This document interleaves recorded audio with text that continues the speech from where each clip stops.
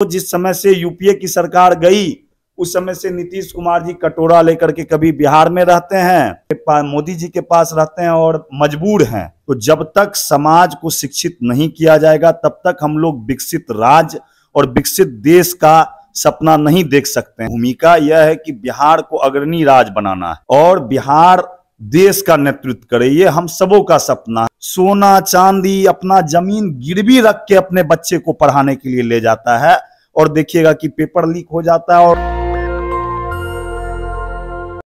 2025 से पूरे देश की नजरें बिहार पे हैं। बिहार विधानसभा के चुनाव हैं और ये शोर गुंजायमान है पूरे देश में। 243 विधानसभा क्षेत्रों की बात कर रहे हैं, मौजूद हैं बछवाड़ा इलाके में। और इस वक्त आप देश के सबसे बड़े चैनल नेशनल दस्तक पर 11 मिलियन सब्सक्राइबर के साथ शिव प्रकाश गरीबदास जो हमारे साथ हैं बाईं तरफ है, उनको देखेंगे और सुनेंगे भी। वजह है कि आंसू का बाजार गर्म है कि कांग्रेस कोटे में बेगूसराय में 7 विधानसभा सीट आता है और कांग्रेस कोटे में 2 सीट, लेफ्ट के पाले में 2 सीट और 3 आरजेडी के पाले में जा सकता है।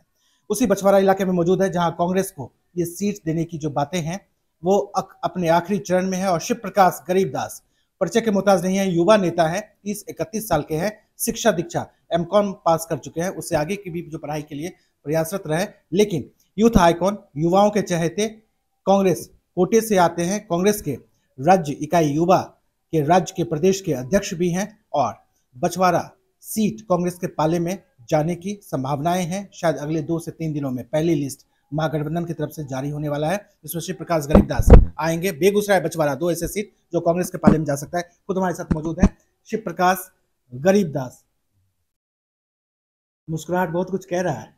बिल्कुल मुस्कुराहट है कि युवा हैं हम लोग, क्यों उदास रहे, हमारे पास भविष्य पड़ा हुआ है राजनीति के लिए और बिहार का भविष्य उज्जवल है। और ये जो बिहार का जो भविष्य उज्जवल इसलिए है क्योंकि आप देखेंगे कि हमारे सर्वमान्य नेता राहुल गांधी जी जो पैनी नजर आज के डेट में बिहार पे बना करके रखे हैं और बिहार का हर एक युवा राहुल गांधी जी की ओर उम्मीद की नजर से देख रहा है। क्योंकि बिहार का जो मुद्दे, जो बिहार में जो मुद्दे हैं, आप देखिएगा कि बिहार पलायन को मजबूर है।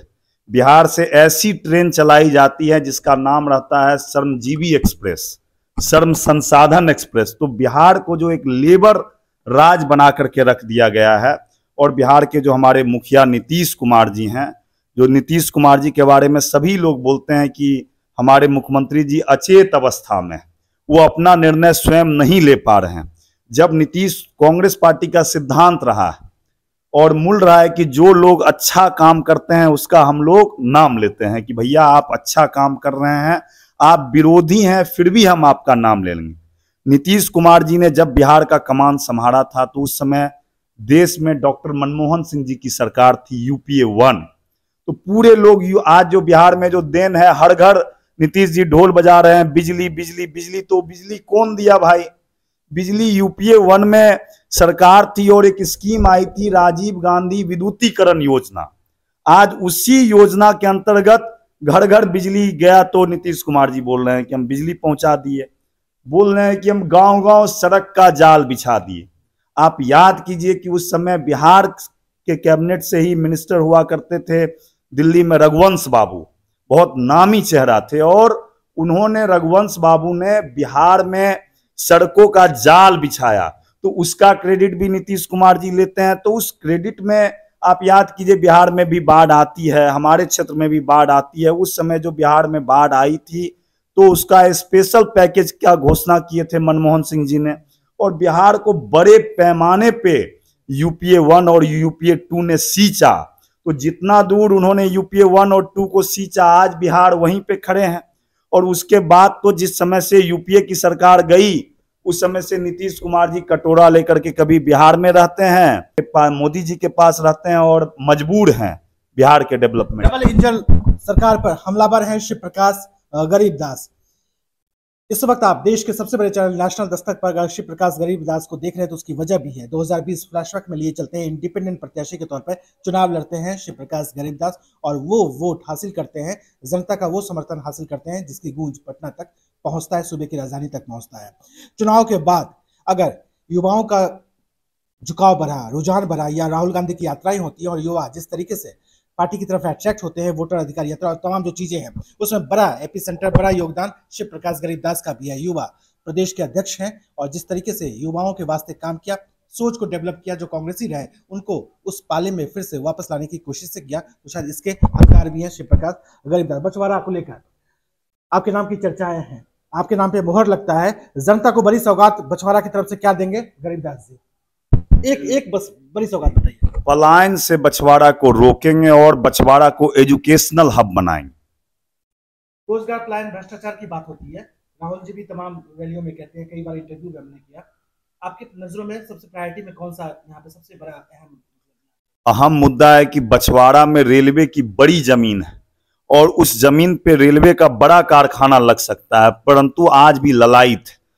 पिछले कार्यकाल में हमारे पिताजी ने जाते जाते यहाँ पे आईटीआई, अनुमंडल का पहला आईटीआई 22 करोड़ के लागत से दिया था, जिसे हम लोग ने अपने पुश्तैनी जमीन पे और ग्रामीणों के से मदद लेकर के बनाने का काम किया था। आज भी बछवाड़ा में डिग्री कॉलेज की आवश्यकता है, इंजीनियरिंग कॉलेज की आवश्यकता है, मेडिकल कॉलेज की आवश्यकता है। और हमारे पिताजी ने जब बछवाड़ा का कमान संभाला था तो उस समय में भी शिक्षा की में बिहार की हालात तो गड़बड़ थी और बछवाड़ा की हालात उससे भी ज्यादा बदतर थी। तो वो विधायक बनने से पूर्व भी अपने जमीन पे हाई स्कूल कॉलेजेस खोलने का काम किए थे। तो जब तक समाज को शिक्षित नहीं किया जाएगा तब तक हम लोग विकसित राज्य और विकसित देश का सपना नहीं देख सकते हैं। और कांग्रेस पार्टी की मैं बात कर लूं तो आज आप देखिएगा, मैं आज ही का अखबार पढ़ रहा था और हिमाचल में 99.90% शिक्षा का स्तर हो गया है। मुझे पढ़ के बहुत ही पीड़ा हुआ कि हमारा राज्य या हमारा विधानसभा या हमारा जिला में 99.90 साक्षरता दर क्यों नहीं है। तो हमारा सपना है कि मैं बछवाड़ा में को वैसा साक्षर बछवाड़ा बनाऊं कि उसका भी 99.90 साक्षरता दर हो और हर लोग पढ़ा लिखा हो। गरीबदास जी चूंकि बड़े नेताओं में शुमार है, जाहिर सी बात है, सवाल भी बछवाड़ा से निकलकर देश और राज्य के स्तर का होगा, सूबे के स्तर का होगा। 17 महीने का वक्त आप लोगों को भी मिला, लेकिन जो अगर उस 17 महीनों की बात करें उसमें ज्यादा क्रेडिट हम देखते हैं तेजस्वी यादव, आरजेडी, आपके महागठबंधन के पाले अन्य घटक दल जो है वहां पे जाता है। कांग्रेस के पाले में रोजगार की बात नहीं आती है, अन्य जो चीजें हैं वो नहीं आता है। 17 महीने की अगर बात होती है तो तेजस्वी यादव की बात होती है। तो क्या छोटे भाई की भूमिका में आप हमेशा रहेंगे क्या? बिल्कुल, छोटा भाई और बड़ा भाई का कोई भूमिका नहीं है। भूमिका यह है कि बिहार को अग्रणी राज्य बनाना है और बिहार देश का नेतृत्व करे, ये हम सबों का सपना है। और जहां तक महागठबंधन की सरकार की बात है तो हमेशा कांग्रेस पार्टी का जो मैनिफेस्टो है उसी को आज नीतीश कुमार जी लागू कर रहे हैं या अन्य दल लागू कर रहा है। आप देखेंगे कि वो 17 महीने का जो सरकार था, उस 17 महीने के सरकार में आप एक हमको पेपर लीक बता दीजिए, किसी परीक्षा का कोई पेपर लीक हुआ था बिहार में? कदापि नहीं हुआ होगा। आप देखिएगा कि उस और हम लोग दूसरी तरफ जो नीतीश जी की सरकार है और एनडीए की सरकार थी, आप उसमें देख लीजिए कि लोग घर से निकलते हैं परीक्षा देने के लिए और ट्रेने में रहते हैं, पता चलता है भैया पेपर लीक हो गया।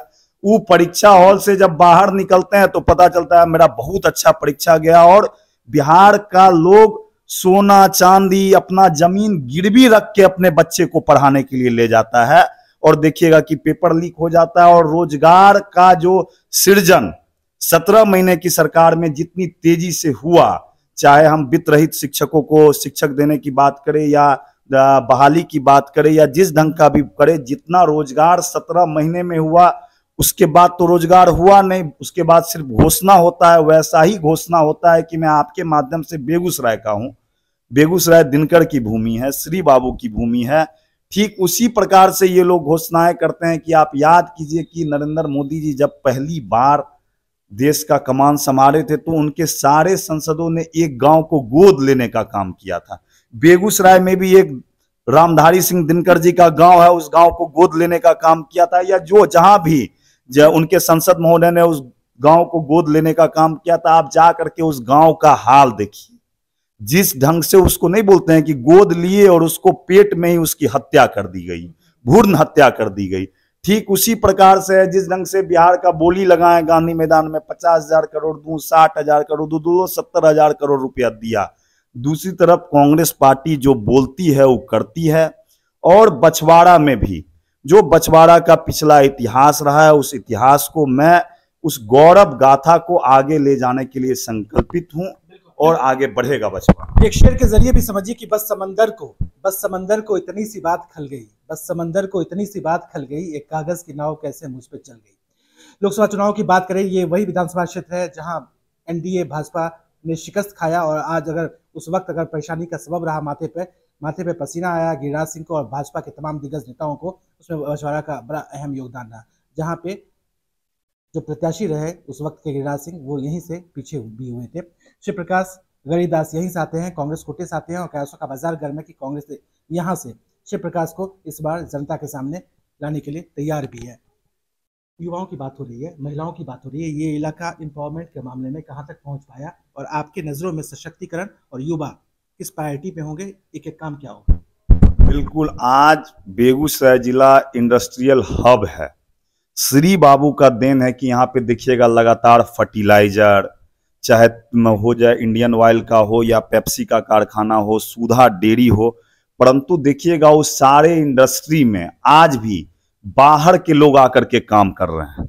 बाहरी ठेकेदार हैं, उसके बाहर के लोग आकर के टेंडर गिराते हैं और यहाँ के लोग आज भी अगर कोई जाते हैं तो उनको मजदूरी पे लगा दिया जाता है। इंडियन ऑयल है, परंतु बेगूसराय का लोग वहां जाकर के ड्राइवर बनने का काम करता है कि वो ड्राइवर बन करके तेल को जाएगा पहुंचाएगा अलग अलग पेट्रोल पंप पे, वो उसका मालिक नहीं बन सकता है। तो यहाँ के युवाओं का हालत बहुत बदतर है और आज हमारा जिला बोलता है कि दिनकर के नाम पे आप यहाँ के लोग को विश्वविद्यालय दीजिए और अन्य जो भी मुद्दे हैं वो प्राथमिकता के आधार पे दिया जाएगा। बेगूसराय में हो या बछवाड़ा में हो, आज भी यहाँ पे हॉस्पिटल्स हैं पर वहाँ पे अल्ट्रासाउंड की व्यवस्था नहीं है, मेडिकल किट की व्यवस्था नहीं है। तो ये जो मूलभूत जो छोटे निचले स्तर का काम है और ऊपर के स्तर का काम है, दोनों ओर से हमारा जिला, हमारा क्षेत्र कहीं ना कहीं पिछड़ा हुआ है। इस क्षेत्र को जितना भी सींचने का काम किए थे और हमारे पिताजी भी लंबे समय तक बछवाड़ा से विधायक रहे, तो जब उनके हाथ में बछवाड़ा का, आप देखिएगा कि बछवाड़ा में बड़ा बड़ा बैनर पोस्टर लगा हुआ रहता है कि 70 साल बनाम 5 साल, 70 साल बनाम 5 साल। यहाँ से मंत्री भी हैं, बिहार सरकार के मंत्री हैं बछवाड़ा से, और बेगूसराय के मंत्री जो हैं हमारे आदरणीय गिरिराज बाबू, वो कैबिनेट सरकार में मंत्री हैं।